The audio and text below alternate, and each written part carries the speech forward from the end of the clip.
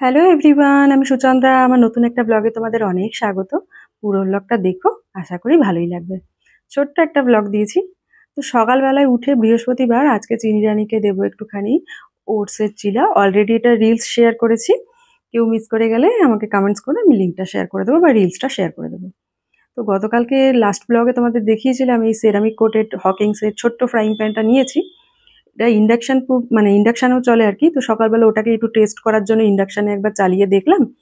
দেন ভাবলাম ইন্ডাকশান যখন চালিয়েছি, অনেকদিন ব্যবহার করা হয় না, তো সেক্ষেত্রে ইন্ডাকশানে একটু আলু সিদ্ধ বসিয়ে দিই।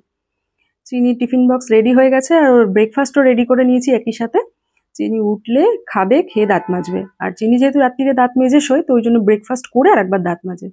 চিনির চিরুনিটা দেখেছো? 2-3 দিন আগে একটা ব্লগে দেখিয়েছিলাম না, আমি পরিষ্কার করে দিয়েছি, আবার দেখো। অ্যাকচুয়ালি বাচ্চা তো মাথায় তেল দেয় আর বাইরে ধুলোবালিতে বেরোয়, পুরো দুদিনেই চিরুনি নোংরা হয়ে যায়। ম্যাডামকে খাইয়ে দাইয়ে দিয়েছি, এখন স্কুলের জন্য ম্যাডামকে রেডি করে দেবো। আর আজকে চিনিকে স্কুলে দেওয়ার পরে টুকটাক 2-3টে জিনিস কিনবো, আর রান্নারও সেরকম একটা ঝামেলা করবো না বলে বললাম সন্দীপকে যে চলো আমিও যাই। আর চিনির স্কুলে ম্যামের সাথে একটু কথা বলার দরকার ছিল। ও নতুন ক্লাসে ওঠার পরে কেমন কি চলছে স্কুলে সেটা একবারও জানা হয়নি, কারণ সন্দীপ দিয়ে আসলে নিয়ে আসলে গেটের বাইরে থেকেই চলে আসে। তো ভাবলাম যাই, একবারে কথাও বলে আসবো। তো চিনি রানী রেডি হয়ে, রোজ কার যা ডিউটি থাকে, ঘর থেকে বাই মামা বাই পাপা বলে। পাপাকে বাই বলে না, জানে পাপা নিয়ে যাবে, মামাকে বাই বলে। বাট আজকে দেখেছে আমাকে রেডি হওয়া, তো আজকে সোজা বাইরে চলে এসে স্মাইলি আর দাক্ষাকে বাই বাই বলছে। স্মাইলি দেখো, এই যে ও স্মাইলিকেও ঝুঁটি বেঁধে দিয়েছে, স্মাইলিরও চুল বড় হয়ে গেছে টুকটুক করে। লিফটও চলে এসছে, কিন্তু চিনির আর স্মাইলিকে বাই বলা, কিউটি বলা, মইলি, স্মাইলিকে বলে মইলি। আর যখন চিনি কথা বলতে শিখেছিল তখন থেকে মইলি বলো, তো এখন স্মাইলি বলতে পারলো। ধরো ওকে বললাম যে একবার স্মাইলি বলো, স্মাইলি একবারই বলবে, তারপর আর বলবে না, সেই মইলিই বলবে।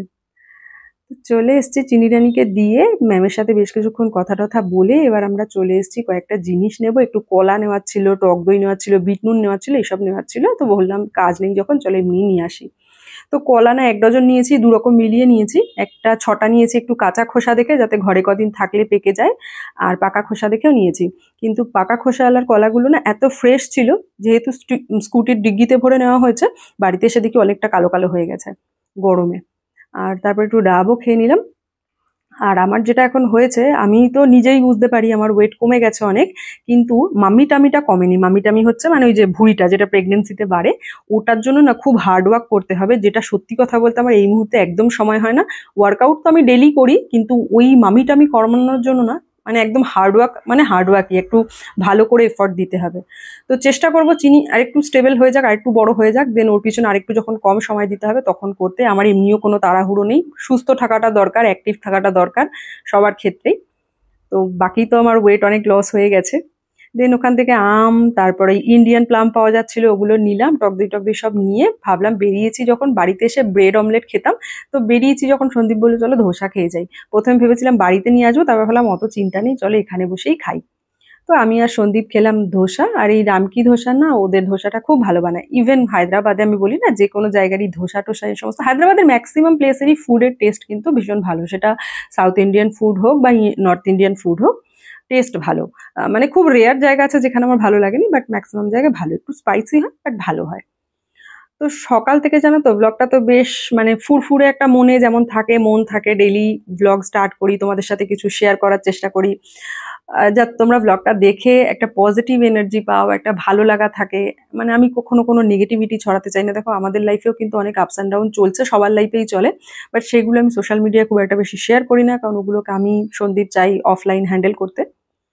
তো বাড়িতে চলে এসেছি, এসে কলা ভেঙে গেছে। আর দেখলে ওই যে ওই হলুদ খোসার কলাগুলো না, স্কুটির ডিগ্গিতে রাখার জন্য ওরকম একটু কালচে কালচে হয়ে গেল। তো এই সমস্ত জিনিসপত্র নিয়ে এসেছি, এগুলোকে গোছাবো। সকালে আলু সিদ্ধ করে রেখে গেছিলাম, এখন একটু কুকারে ডাল সিদ্ধ বসাবো, দেন পেঁয়াজ দিয়ে ডাল দিয়ে ফোড়ন দেবো। আর আলু দিয়ে একটা আমি বানাবো জিনিস, সেটা তোমাদের সাথে রিলসে শেয়ার করে দেবো। তো এই হচ্ছে আজকে রান্না। আর ভাতও করে ফেলেছি অলরেডি। এবার রান্নাঘরটা একটু পরিষ্কার করে নিলাম। এই যে বানানো হয়ে গেছে দই দিয়ে আলু দিয়ে, এটা গরমের জন্য একদম পারফেক্ট। আর ডালও রান্না করেছি পেঁয়াজ দিয়ে, মুসুরির ডাল দিয়ে, ওই একটু রাঁধুনি ফোড়ন দিলে না খুব ভালো গন্ধ হয়। তো ওটাই রান্না করেছি, রান্না হয়ে গেছে। আর এখন আমি একটুখানি চিনিকে আনতে যাব ভেবেছিলাম, তো সন্দীপ বললো ঠিক আছে আমি নিয়ে আসছি। এখন দুদিন আবার আমার একটু ইচ্ছা করে ওকে আনতে যেতে, তো সন্দীপ নিয়ে চলে আসে। আজকে দেখো স্কুল থেকে মোটামুটি সবই খেয়ে এসেছিল, একটু কিবি বাকি ছিল, সেটা বাড়িতে এসে খেলো। তারপরে স্নান টান করে এখন দেখো পুতুলদেরকে সব এদিকে ওদিকে ঘুম পাড়িয়েছে, বাথরুমের সামনে সবাইকে লাইন দিয়ে ঘুম পাড়িয়েছে। তো তারপরে ম্যাডামকে খাইয়ে দাইয়ে দিয়েছি, এখন ম্যাডাম এসছে ঘুমাতে। এরপরে কি হয়েছে জানো তো, গত দুদিন ধরে যারা সোশ্যাল মিডিয়া অ্যাক্টিভ আছো দেখবে হয়তো ভদ্রেশ্বরের একটা ছোট্ট বাচ্চা 1 বছর 9 মাস বয়স, তাকে খুঁজে পাওয়া যাচ্ছিল না। তো পোস্টটা তো দেখেছিলাম, সে অনেক গ্রুপে অনেকে এমনি পার্সোনালিও শেয়ার করেছিল, বাট গতকালকে না ঠিক এই সময়টার পরে আমি ফেসবুকটা জাস্ট ওপেন করেছি, দেখলাম কি বাচ্চাটা আর বেঁচে নেই, কোনো খালের পাড়ে মানে ভদ্রেশ্বরে কোনো খালে আর কি ভেসে উঠেছে। মানে বিশ্বাস করো বুকটা না একদম ছ্যাদ করে উঠেছে। আগে যখন মা না হয়েছিলাম তখনও এইসব ব্যাপার না আমাকে খুব ইমোশনালি অ্যাটাক করতো, এখন তো আরো বেশি করে। মানে চিনির মুখটা ফট করে না, এই সমস্ত জিনিসের চিনির মুখটা আমার হট করে মনে পড়ে যায়, বুকের ভিতরটা এত ছ্যাদ করে উঠেছে না, মানে কিচ্ছু ভাল লাগছিল না। ভাবো তার মা, তার বাড়ির পরিবারের কি অবস্থা এখন। একটা মা কত কিছু স্যাক্রিফাইস, কষ্ট সবকিছুর মধ্যে দিয়ে গিয়ে একটা বাচ্চাকে তিলে তিলে বড় করে ওঠে, তারপরে যদি এরকম একটা দুর্ঘটনা ঘটে সত্যি কিছু বলার থাকে না। আমি কালকে ভাতও খাইনি, 5:30টার সময় একটুখানি ভাত খেয়েছিলাম ওই দই আলুটা দিয়ে।